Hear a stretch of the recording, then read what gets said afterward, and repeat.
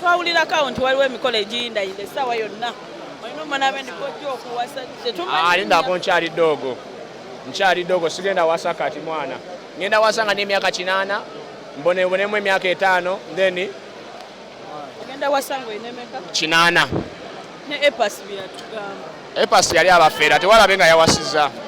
yali abafeera kigwe lwaki owasa ku 8 andi bimanyi bya love byakubonaabona lwakuba gwe tobimanyi tonabiyingiramu okyali mwana muto obimanyi kyogamba love ekutwala tekuvugangako sipiidi kati ate nze wevuga sipiidi mba sibyagala mbange nakudduka budusi bino byebayita enyambala y'abagazi empya eriko oshegera